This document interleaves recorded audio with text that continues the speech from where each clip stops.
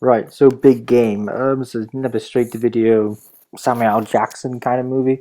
I mean, it's fine. I mean, it's nowhere near as terrible as some of his past efforts with straight to video, like Meeting Evil, which was really bad. And what was that other movie? I was trying to remember now. Fury. Yeah, that was terrible.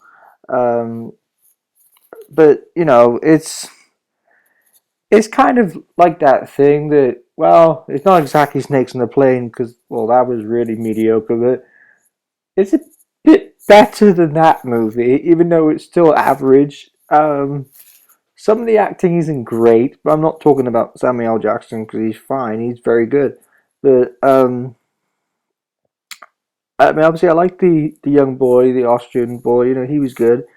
But I found it a bit obvious some of the twists, even especially from the way they acted. Like there's one guy who's supposed to be head of Air Force One, and then he's a bad guy, and it becomes really obvious like about 5-10 minutes into the movie, and it just feels like that kind of ruined that whole twist. Like I could tell exactly where it was going, so there was that.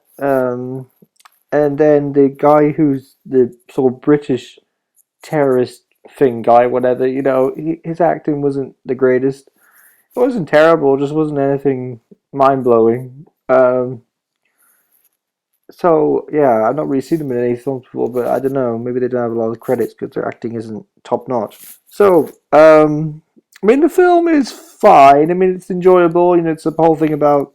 It's basically like Air Force One, Harrison Ford, but with Samuel L. Jackson. So because it does kind of feel like that movie, except it's not as good as Air Force One with Harrison Ford. Because obviously you had Gary Oldman and you had all these other actors, in it and stuff like that. And that movie was like epic and like had you just had money thrown at it in a good way, not in a bad way. But then this movie kind of feels like it's trying to, I wouldn't say rip off, but you can tell it's trying to replicate it a bit, but it's just not as fun. It's still entertaining, but you can kind of tell it don't have as big budget as Air Force One because obviously there aren't as many characters in it, and for some reason they plonk Jim Broadbent in it doing a really dodgy American accent, which doesn't sound great.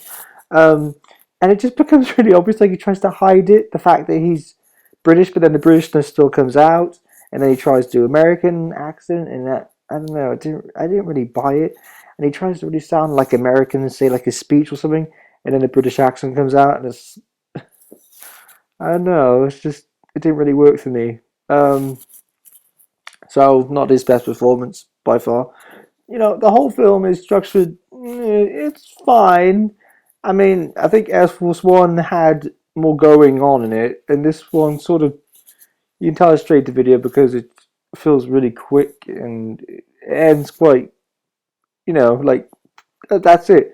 There was one sort of thing that wasn't really tied up, but I won't say what that was.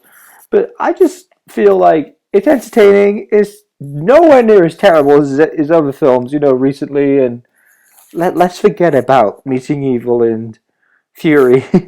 And there was that movie with India Elsley, from Underworld Awakening. I liked her in Underworld Awakening, but it just looks kind of like they haven't really cast her in anything else, it seems like, at the moment. So they cast her in that straight to video movie that he did, Samuel L. Jackson, and it doesn't look very good, especially those reviews. It doesn't seem too praiseful of them. So the whole movie, the whole because when I say praiseful there, I mean because have these straight to video things, and they're generally not very good. I mean, even Joseph Gordon-Levitt, who I really like, does straight to video things which aren't very good. I mean, does anyone remember Hesher? I mean, the movie that looked like it'd be a real badass, kick-ass movie, and then it just was really average and just about Natalie Portman being a prostitute, apparently. It wasn't great. I mean, I didn't enjoy it that much, really.